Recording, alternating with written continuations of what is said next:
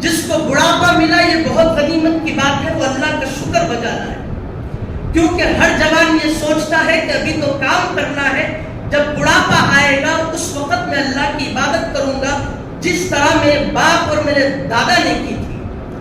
لیکن بدقسمتی کی بات ہے کہ کئی 50% ایسے لوگ ہوتے ہیں کہ تمنا تو رکھتے ہیں کہ بڑھاپے میں عبادت کروں گا، لیکن بڑھاپا ان کو نہیں آتا، وہ جلدی انتقال کر جاتے ہیں، جلدی اس دنیا فانی سے رخصت ہو جاتے ہیں۔ انسان جب اپنے ماں کے پیٹ سے نکل کر ہوش سنبھالتا ہے، اس وقت سے اس کی آخری سانس تک کے لیے اس کے لیے ایک ہی خطاب کیا جاتا ہے، یا ایھا الذین آمنوا اتقوا اللہ ولتنظر نفس ما قدمت لغد۔ یہ آیت کا ٹکڑا ہے۔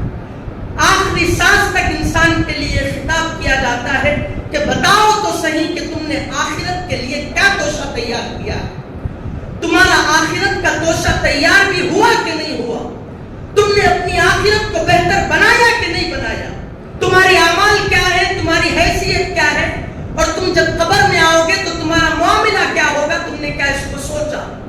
وَلْتَنْظُرْ نَفْسٌ مَّا قَدَّمَتْ لِغَدٍ۔ انسان کے ہوش آنے پر، جب انسان اپنی زبان پر پیدا ہونے کے بعد بچہ پہلا کلمہ اللہ کا نکالتا ہے یا بسم اللہ کا نکالتا ہے، یا نہیں تو اپنے اماں اور اپنے ابا کا نام لیتا ہے، اس وقت سے لے کے انسان کی اس بچے کی عمر سے لے کر اس کی آخری سانس تک کے لیے اس کے لیے ایک خطاب آسمانوں سے ہوتا ہے، اس کے لیے خطاب ہر اس کی چہرے پر چمکنے والی داڑھی کے ہر بال کے ذریعے سے ہوتا ہے۔ جن بالوں پر فرشتے جھولا جھولتے ہیں ان کی زبانوں پر یہ حرکت ہوتی ہے، اور جس کندھوں پر اس نے فرشتوں کو سجایا وہ فرشتے اس کے لیے خطاب کرتے ہیں، اور جب وہ اللہ کا ذکر کرتا ہے، جب سارے فرشتے ٹٹولتے ہیں، صبح صادق کے وقت جو رحمت کے فرشتے آسمان سے اترتے ہیں وہ فرشتوں کی زبانوں پر ہوتا ہے۔ جب مغرب کا وقت، جب سورج غروب ہوتا ہے، مغرب کا وقت آتا ہے، تو جو فرشتے آسمان سے نئے فرشتے اترتے ہیں وہ فرشتوں کی زبان پر یہ خطاب ہوتا ہے کہ وَلْتَنْظُرْ نَفْسٌ مَّا قَدَّمَتْ لِغَدٍ۔ اے اللہ کے بندے کہ اللہ نے تجھ کو اپنی عبادت کے لیے پیدا کیا، اپنے ذکر کے لیے پیدا کیا، اپنے لیے پیدا کیا، تو بتا وَلْتَنْظُرْ نَفْسٌ مَّا قَدَّمَتْ لِغَدٍ کہ تیرا رب تیرے کلام میں فرماتا ہے کہ تو نے آنے والے کل کے لیے کیا تیاری کی، بتا تو صحیح۔ 24 گھنٹے بندہ گزارتا ہے، ان 24 گھنٹے کے ہر گھنٹے میں، ہر منٹ میں، ہر سیکنڈ میں، ہر لمحے میں بندے کے لیے خطاب کیا جاتا ہے وَلْتَنْظُرْ نَفْسٌ مَّا قَدَّمَتْ لِغَدٍ۔ بتا تو صحیح تم نے اللہ کے لیے کیا کیا۔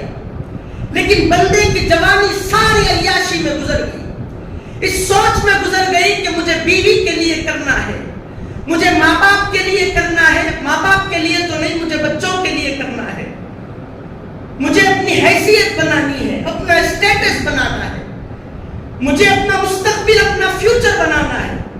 یہ محدود دنیا کے میرا کوئی بھروسہ نہیں، مجھے اس محدود دنیا، ختم ہونے والی دنیا کہ اس ختم ہونے والی دنیا میں بھی ختم ہو جاؤں گا، مجھے اس کے لیے کمانا ہے، مجھے دھمانا ہے۔ عمارتیں بنانے کے لیے اپنی زندگی کو، اپنی جوانی کو کھو دیتا ہے۔ اس کے بعد جب ہر جمعہ بندے کے لیے رکھا گیا کہ چلو 8 دن میں نہیں صحیح، 8 دن میں، ہر دن نہیں صحیح، 8 دن میں ایک مرتبہ رکھا جائے، تو سامعین محترم جتنے بوڑھے لوگ یہاں پر بیٹھے ہیں شہادت دے کر کہیں، اس بات کی ضمانت دے کر کہیں کہ تمہارے بچے جو جوان ہیں آج مسجدوں میں ہے کہ نہیں ہے، تمہارے لیے جمعہ اور یہ تقریر رکھی نہیں گئی، تم نہ آؤ پروانے، خالی خطبے کے لیے تم خطبہ سننے آؤ، تمہارے لیے کافی ہو جائے گا، کیونکہ تمہاری عمر ختم ہو گئی، تمہیں اللہ کا ذکر کرنا ہے، اللہ کے ذکر میں مصروف رہنا ہے۔ اردو تقریریں جب نصیحت کی بات تھی یہ جوانی کے لیے تھی، یہ اس وقت کی بات تھی جب تمہیں جھک کر سجدہ کرنا جب آتا تھا، اس وقت کی بات تھی کہ اس وقت ہم نے نہ تقریریں سنی، نہ نصیحت سنی، نہ ماں باپ کے مرتبے کو دیکھا، نہ ان کے رتبے کو دیکھا، بس ہم اپنے کام کاج میں لگ گئے جس طرح سے آج ہمارے بچے لگے ہوئے ہیں۔ لیکن جب بڑھاپے میں آ گئے تو ان کے لیے نصیحت صرف ایک بات کے لیے بنتی ہے کہ اب کچھ بھی نہیں، تم قبر میں پیروں کو لٹکائے ہوئے ہو، اب جان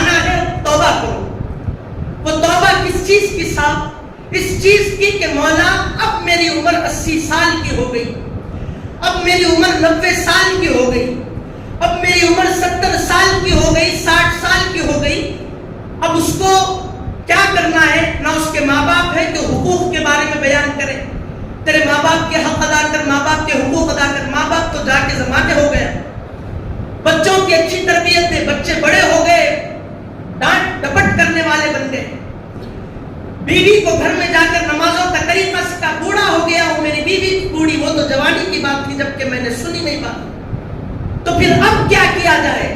تو اب ان کے لیے جمعے کا جو اجتماع بنا، جمعے میں جو بیٹھنا بنا، وہ مقصد یہ ان کا بن گیا کہ اب میں نے اتنی زندگی گزاری، اب میں کون سی نصیحت کے لائق ہوں؟ ماں باپ کے حقوق کی نصیحت کے میں لائق نہیں، اسی لیے کہ میرے ماں باپ موجود نہیں۔ بیوی اور بچیوں کی تربیت، ان کی نصیحت کے میں لائق نہیں، اس لیے کہ میرے بچے اور میری بیوی بوڑھی ہو گئی، میرے بچے جوان ہو گئے۔ رشتہ داروں کے حقوق کی نصیحت میرے لائق نہیں، اسی لیے کہ جتنے رشتہ دار تھے جوانی میں لڑ لیے، بوڑھے ہو گئے اور مل کر رہ رہے ہیں۔ بیوی بچوں کے حقوق ادا کرو، کماؤ دھماؤ، ان کو اچھے سے رکھو، پھر اللہ کی بارگاہ میں ہر وقت آؤ۔ اب یہ نصیحت کہ میں لائق نہیں، اسی لیے کہ میں کام کاج کرنے کے وہ قابل نہیں۔ اب مولانا مجھے یہ بتائے کہ مجھ پر بڑھاپا طاری ہو گیا، اب کون سی نصیحت کہ میں لائق بن سکوں گا؟ کون سی نصیحت میرے لیے کارآمد ہوگی؟ تو پھر علماء ان کے لیے نصیحت یہ کرتے ہیں کہ تم سچ کہتے ہو، تم کسی نصیحت کے لائق نہیں ہو، اب ایک نصیحت کے لائق ہو اور اس پر عمل کرنے کے لیے کھڑے ہو جاؤ۔ اب اس کے اندر غیرت جاگتی ہے، بڑھاپے میں اللہ کی محبت جاگتی ہے تو وہ نصیحت سن کر عمل کرتا ہے۔ علماء نصیحت کرتے ہیں، اس کو کہتے ہیں کہ جمعہ تو تمہارے لیے نہیں، ہاں اگر تم کو سیکھنا ہے تو کوئی بات نہیں، آ کر بیٹھو ورنہ تم چلے جاؤ۔ یہ تو اصل تمہارے بچوں کے لیے ہے۔ جب تم جوان تھے تمہارے بوڑھے باپ آ کر بیٹھتے تھے، ان کو بھی یہ کہا جاتا تھا کہ تم بوڑھے ہو گئے، تمہارے بچوں کو بھیجو، یعنی آپ لوگوں کو بھیجو، لیکن آپ اس وقت کام کاج کر رہے تھے۔ جیسا کہ اب آپ کے بچے مسجد کو آنے کو تیار نہیں، کوئی حمام میں نہا رہا ہے، کوئی دسترخوان پر بیٹھ کر سود رہا ہے، کھا رہا ہے، یا کوئی اپنے اپنے کام کاج میں لگا ہے، یا کوئی نائٹ شفٹ کر کر گھر میں پڑا ہوا ہے، بستر کو گرم کر رہا ہے، نہ اس کو فجر کا لحاظ ہے، نہ ظہر کا لحاظ ہے، 4 بج گئے 5 بج گئے، عصر کا لحاظ بالکل نہیں۔ اس کو لحاظ ہے کہ فوری نہاؤں دھوؤں اور اس کے بعد بیوی ٹفن کو تیار کرے، فوری لے جاؤ اور بس میں بیٹھ کر اپنے کاروبار کے لیے نکل جاؤ، اپنی نائٹ شفٹ کو روانہ ہو جاؤ۔ نہ مغرب کا اس کو لحاظ رہتا ہے، کمپیوٹر کو اس کو آن کرنا پڑتا ہے۔ عشاء میں وہ مصروف تھا میٹنگ میں، اس کو باس نے کہا کہ میٹنگ ہے۔ تمہارے بچے آج یہ سچویشن میں آ کر کھڑے ہو گئے، تو ہاں مولانا یہ بتائیے کہ ہمارے لیے بوڑھے لوگوں کے لیے کہ ہمارے تو بچے آنے کو تیار نہیں، اب ہم ہیں، ہمارے لیے کیا ہے؟ تو تمہارے لیے یہ ہے کہ اب تک تم نے جو گزارا ہے، جو پاسٹ میں جو تم نے بدکاریاں کی ہے، جو تم نے بدفعلیاں کی ہے، جو تم نے اب تک جن کے حقوق کو پامال کیا ہے، اللہ کی جو تم نے 70 سال 50 سال نافرمانی کی ہے، اب ان نافرمانی کو بھگتو، اب ان نافرمانی کو سامنے رکھ کر اللہ کے سامنے توبہ کرو۔ ایک لمحہ بھی گزر جائے، بیکار گزر جائے تو اس کے پیچھے رو لو کہ مولا میرے چند مہینے چند دن باقی ہے اور ان چند دنوں میں نے ایک لمحہ کو بیکار گزار دیا، مجھے معاف کر۔ 2 سال تمہارے باقی ہوں گے، 1 سال باقی ہوگا، توبہ کرو کہ مولا میں توبہ کرتا ہوں تیری بارگاہ میں۔ لیکن نہیں، پہلے تو کوئی کہتے ہیں کہ میں شوگر پیشنٹ ہوں۔ جوانی میں تم کون سے پیشنٹ تھے؟ جوانی میں تم مسجد کو آنا تھا، جوانی میں تم سدھرنا تھا۔ کوئی کہتا ہے کہ میں بی پی کا پیشنٹ ہوں، تو کوئی کہتا ہے کہ میں اس کا مریض ہوں، میں اس کا مریض ہوں، میں زیادہ دیر نہیں بیٹھ سکتا۔ ارے بھائی تم کو بلایا کس نے؟ یہ جمعہ تمہارے بچوں کے لیے ہے، یہ جمعہ نوجوان نسل کے لیے ہے، تمہارے لیے صرف خطبہ ہے کہ تم کھڑے ہو کر 5 سے 10 منٹ جو کہا جائے وہ سنو، تمہارے لیے نہیں ہے۔ اگر تم بیٹھنا چاہتے ہو تو بہت اچھی بات بات ہے بیٹھو نصیحت حاصل کرو۔ ایک خطیب جب منبر پر کھڑا ہو کر ماں باپ کے حقوق ادا کرتا ہے تو تم کیا کر سکتے ہو؟ وہ تو تمہارے بچوں کے لیے تھا، بچے تو تمہارے آئے نہیں، صرف سن لو چلے جاؤ۔ ایک خطیب جب کھڑا ہو کر اپنی بیویوں کو کیسے سدھارے اس کی تقریر کرتا ہے، تم تو بوڑھے ہو گئے، تم کو کیا نصیحت کارآمد ہوگی؟ تمہارے بچے یہاں پر کھڑنا ضروری تھا، یہاں بیٹھنا ضروری تھا کہ وہ سنیں اور اپنی بیویوں کی تربیت کریں اور وہ اپنے گھروں میں اپنے ساس اور سسر سے اچھا تعلق رکھیں۔ ایک صاحب نے آ کر کہا کہ بچے میرے سدھرتے نہیں، بچے میری بڑی نافرمانی کرتے ہیں، اتنے بچے میرے ہیں، گن کر بتایا 1 2 3 فلاں۔ کیا فائدہ تمہارے بچے تمہاری بات نہیں سدھرتے؟ تم جب جوان تھے تم اپنے بچوں کو وقت کا دیا کرتے تھے، تم پر اگر بدبختی کا لقب لگایا جائے تو وہ کم پڑ جائے، بے وقوفی کا لقب لگایا جائے تو کم پڑ جائے۔ جب تم جوان تھے تو تمہارا کام کیا تھا؟ 2 ٹکڑے 2 ٹائم کا وقت کا کھانا بھی مل جائے، ویسی تم نوکری کر کے زیادہ وقت اپنی بیوی اور بچوں کے ساتھ سپینڈ کرتے، ان کو اخلاق بتاتے، ان کی انگلی تھما کر تم مسجد کو لے کر آ کر ان کو سکھاتے کہ جمعے میں خطیب کے خطابت سے پہلے بیٹھنا ہے۔ آج تم اس سچویشن میں آ کر بیٹھ گئے کہ میرے بچے نہیں سنتے تو ہم کیا کریں؟ بلاؤ ہمارے پاس بچوں کو۔ بچے کہنے لگے کہ ہم کیا کریں، ہمارے باپ نے ہم کو تربیت نہیں دی۔ سمجھنے پر یہ وجہ ہے، یہ سبب ہے۔ اب آپ کے سامنے ماں باپ کے حقوق بتائیں تو آپ خود ماں باپ ہیں، وہ تو ضرورت آپ کے بچوں کو ہے کہ آپ کے بچے آپ کا حقوق ادا کریں۔ آپ سن کر کیا کریں گے؟ آپ کے تو ماں باپ کا انتقال ہو گیا، اللہ آپ کے ماں باپ کی مغفرت فرمائے، ان کو جنت الفردوس میں اعلیٰ مقام دے، اور آپ نے جو ان کے حقوق کی پامالی اگر کی ہوگی تو اللہ ان کو معاف کرے۔ تو سامعین محترم، آپ کے بچوں کو ضرورت ہے، آپ اپنے بچوں کو بھیجیں۔ اور رہی بات یہ کہ جلدی تقریر ختم، یقیناً ہم جلدی تقریر ختم کریں گے، لیکن ذرا مجھے یہ بات بتائیں کہ جمعہ ایک مرتبہ آتا ہے کہ ہر دن آتا ہے؟ 8 دن میں ایک مرتبہ جمعہ آتا ہے، اور آپ کا کام کیا ہے دنیا میں؟ ہم نے ہر دفعہ آپ کو یہ آیت شریفہ تلاوت کر کے بتائی، ما خلقت الجن والانس الا لیعبدون۔ اگر تو دن میں 1000 مرتبہ بھی درود کی کثرت کرتا ہے تو آمینہ کے لال نے کہا کہ 24 گھنٹے بھی اگر تو درود پڑھے تو وہ بھی تیرے لیے کم ہے۔ اگر کوئی اللہ کا بندہ یہ کہے کہ میں مکمل دن بھر 12 گھنٹے اللہ کا ذکر کرتا ہوں اور بقیہ 12 گھنٹے اپنے کام کاج میں گزارتا ہوں، کوئی کہے کہ سارا دن اللہ کا ذکر کرتا ہوں 2 گھنٹے میں صرف سوتا ہوں، تو اللہ کہتا ہے کہ ما خلقت الجن والانس الا لیعبدون۔ تیرے سونے کے لیے کیا ہم نے تجھ کو پیدا کیا بدبخت؟ ہم نے تجھ کو پیدا کیا تو ہماری عبادت کرے۔